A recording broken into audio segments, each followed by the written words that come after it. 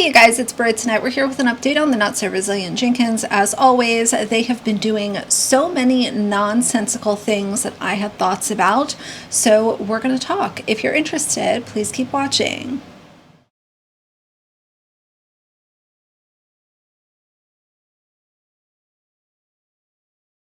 All right, you guys, so we have quite a few things to talk about. Steph is over here ranting on Facebook. She is mopping walls. Drew, as always, is walking around in a circle with his PS5 headset on, talking to his internet pals.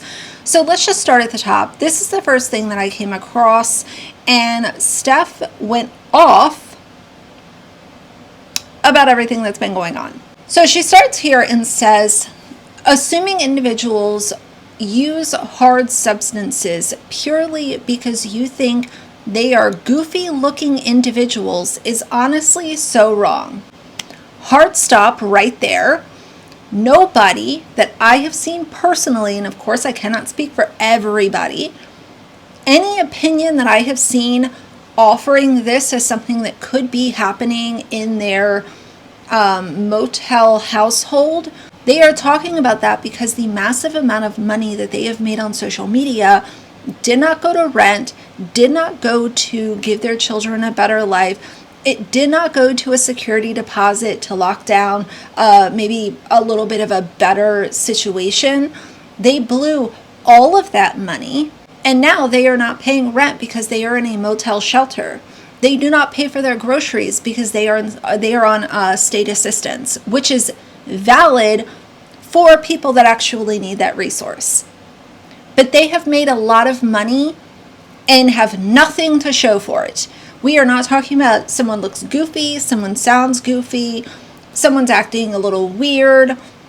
We are saying, where did all of the thousands of dollars go that y'all made on TikTok?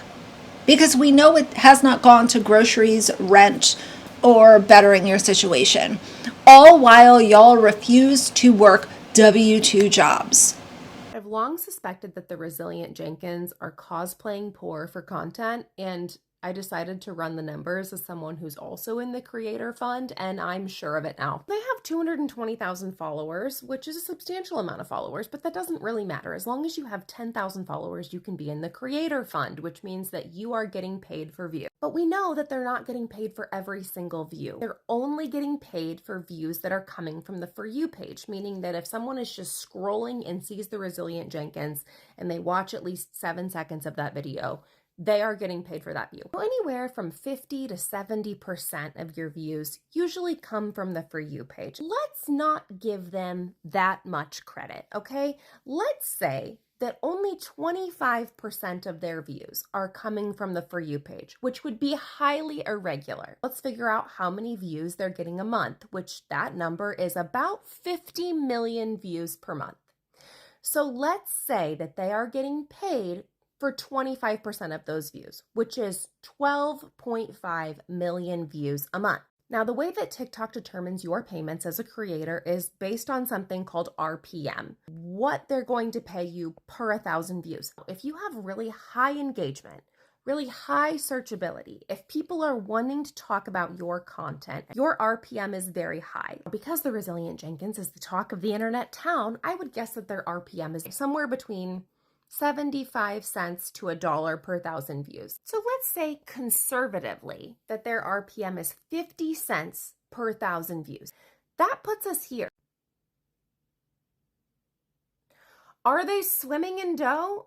No, but they're definitely making full-time income from TikTok views alone. So we can give Drew a lot of crap for not having a W-2, but they for sure have a 1099. Now, if you're making $6,000 a month, you probably don't need to have your family of 7 in a hotel.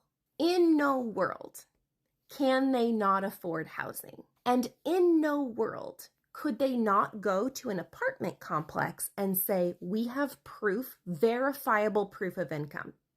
Here is our TikTok 1099. And I hope that Drew's baby mama gets every bit of what she's owed from that man. That'll be all. Have a nice day. She continued her rant and said, I've seen all of the methany comments and I just can't help but to wonder what kind of awful people y'all would be to meet in person.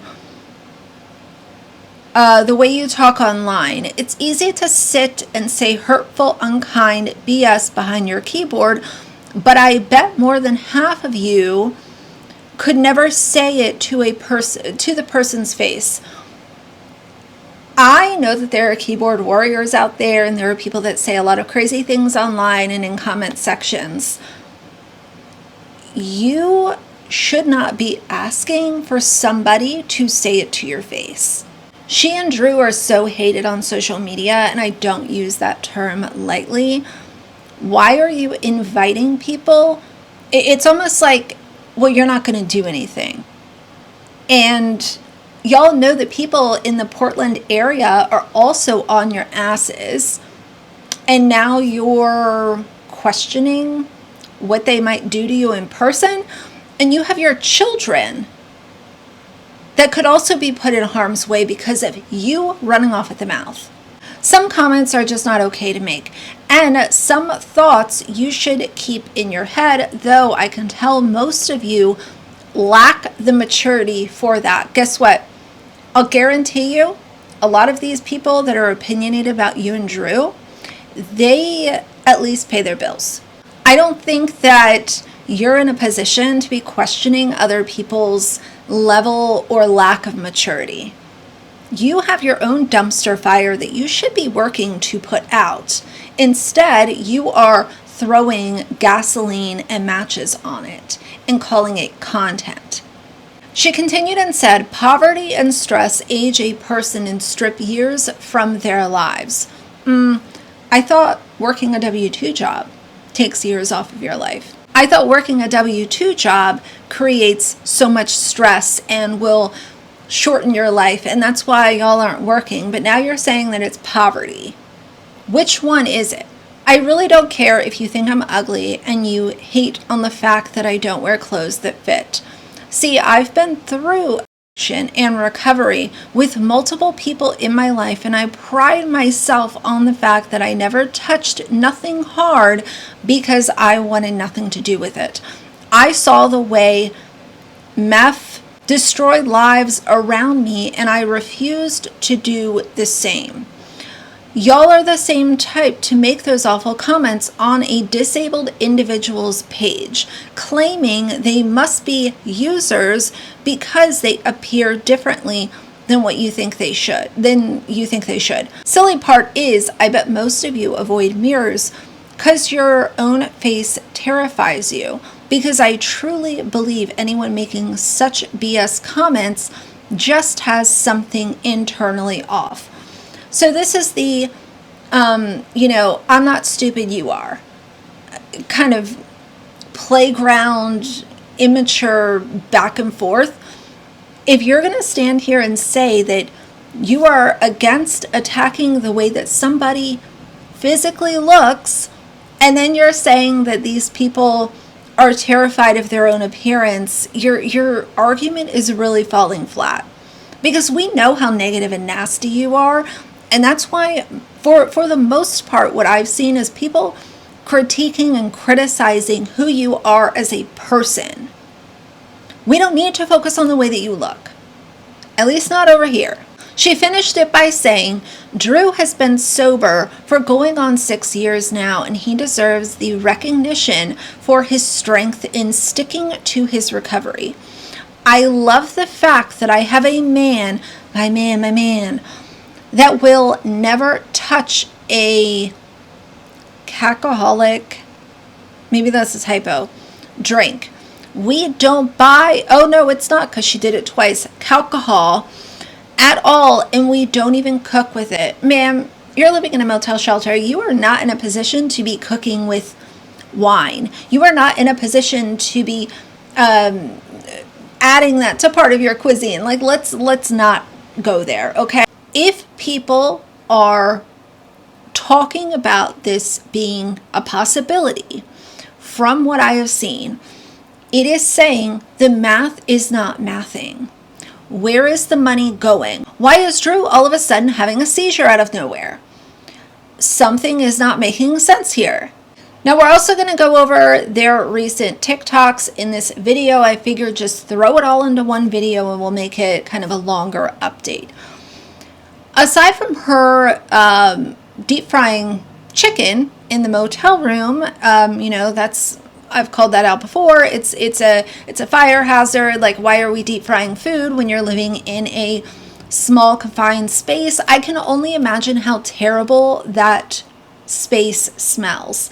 In between all of the people, no offense, but you've got multiple children, multiple adults, frying food, trash, laundry that needs to be taken to the laundromat. I don't think I'm being an overly negative person for making the assumption that it probably smells really bad in there. And I don't see them opening doors, opening windows to properly get fresh air into the place. Ew. She also made this video where she's talking about 5 ways that she is breaking the generational curse with her children. Stephanie, you are the curse. You are not breaking anything. You, in fact, are creating more trauma for your children right now than they would have ever experienced if you would have taken your mother's offer on, come stay with me, it's a safe place, the kids will have room. You could have put your ego aside and say, you know what, this is actually in the best interest of my kids. Let me go ahead and do what's best for them. The first one she says is, when and if my kids come to me and express a way my actions affect them negatively, I accept the responsibility for my actions and never play the "you're only a child, you don't know what you're talking about" card. So what if, let's specifically talk about the oldest child. Let's say that he came to you and said, I'm really unhappy here. I want to go live with my mom. What would happen? Would you say, oh, well, this is actually a good setup for you, you don't know what you're talking about? Or would you allow that child to choose what would make him happy? Rekindling a relationship with his mother, getting out of the motel room. I don't think that would be granted. She also says that there's no timer set on when her kids cry. Who puts a timer on when their kids can cry? And I'm sure, again, this is speculation, but her children, I'm sure, cry often because they are stuck in a shoebox with a bunch of other children, 2 dumbasses for parents, and that's their life. Then she says there's never going to be an if-then chart, whatever. This whole video just made me shake my head. I will not use spankings as discipline, even though Steph has said multiple times that she is not a fan of gentle parenting. She does not agree with gentle parenting. She doesn't think that it works, and she does things her way. And she alluded in those videos to the fact that she will spank her children. But I guess enough people on Reddit, TikTok, Instagram, and YouTube have called that out. So now she's saying, oh, no, I won't spank my kids. Because you know that is wrong. So now you're here just lying to social media because what else is there to do?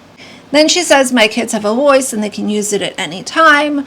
There's absolutely none of the children are seen, not heard around us. Girl, whatever. I'll be trolling this app looking for one of those like gentle parenting, like hippy dippy kind of moms and stuff, families in general, that's actually working for. Tell me, because when I work on Zen, when I work on like, okay guys, let's clean up, let's just try to keep it clean, all these things. No, because I'm not about to just leave it like this. Like, that's fine. That's like 10 minutes of me not cleaning, not being up doing stuff. And I'm like exhausted. Like, I have to do this every freaking day. all day, multiple times a day. And I try to be calm about it, but it's like, bro, it ain't working. The only way that it works is when I'm like, you know what? I'm fucking done. You get up and clean. You get up and clean. Then all of a sudden, shit snaps into action. Listen, you're finna hate me for this one, but this is my 5th child, okay? Gentle parenting don't do shit. I will not raise my kids with gentle parenting. You got me bent back sideways. Now, she's also done a couple of other videos where she talks about how her kids are happy with them. They're not going to be happy anywhere else. I don't know, what's that like, being so agitated with someone else that you don't even know, that you send the popo to their house 3 times in 1 week? How many times and how many people are going to show up at our door and do said welfare check before y'all going to catch a hint that these children are perfectly fine? Ain't nobody being traumatized, nobody being scarred for life. Absolutely not one of these kids would rather be anywhere but with me and Drew. Like, honestly, what has got y'all so heated? It ain't even your life and you so upset about it. You act like the inconveniences in my life are more inconvenient for you than they are for me. Make that make any sense? You sit there and make comment after comment, video after video, mocking our lives. Mocking us as people, quite honestly. Meanwhile, we're just here living our freaking lives, minding our business. You really act like we're your last thought at night. Like you can't go to sleep until you make that comment. And then you feel like it's some kind of achievement that you've done that for the day. If you're following my channel for the latest updates on the Resilient Jenkins. I mean, usually when I want an update about a content creator, I go directly to their channel, but hey, you do you. So anyways, here's an update if you care. This little room is the perfect setup for us to sit and stay comfortable. Yes, I said comfortable, while we find permanent housing. We really are not about to just jump back into something that's not completely comfortable for our family. More on that later. She's over here doing a Sunday reset in the motel room, which is just wild.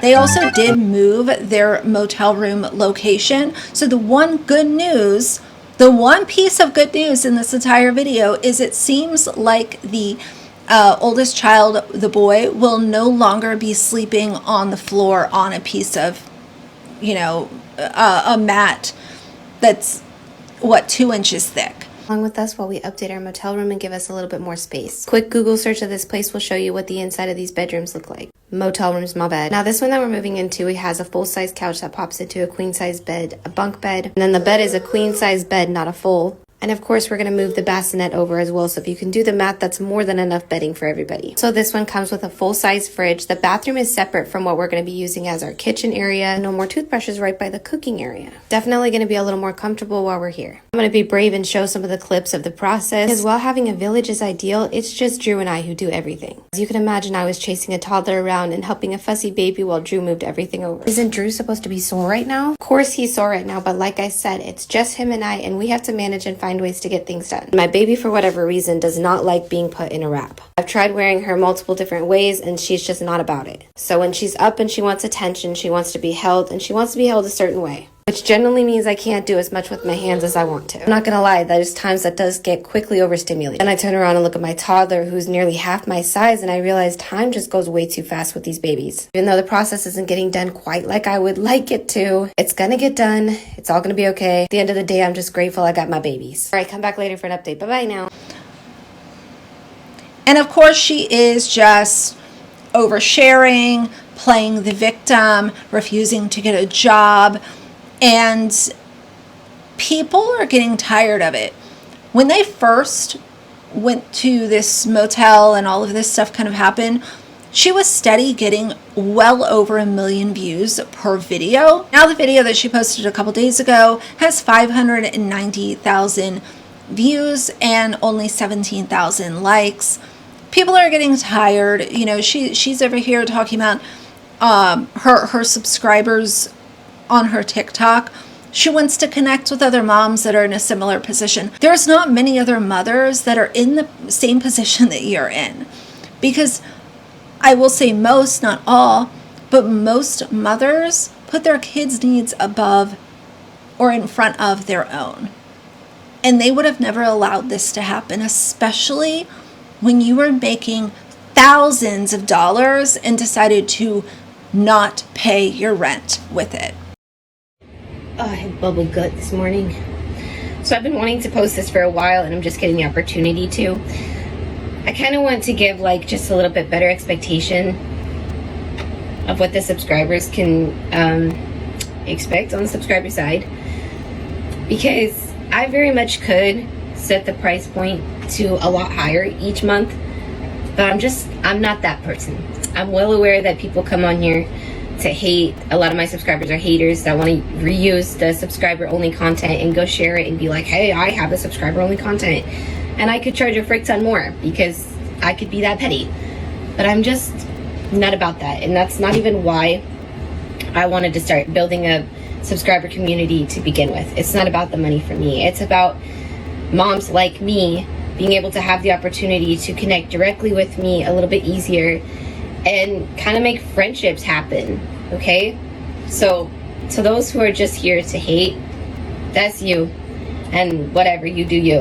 But I'm not going to raise the price point just because there's a lot of individuals like yourself. I want to be able to be more, I guess, have it more affordable for moms that maybe don't have it in their budget to pay something that's ridiculous.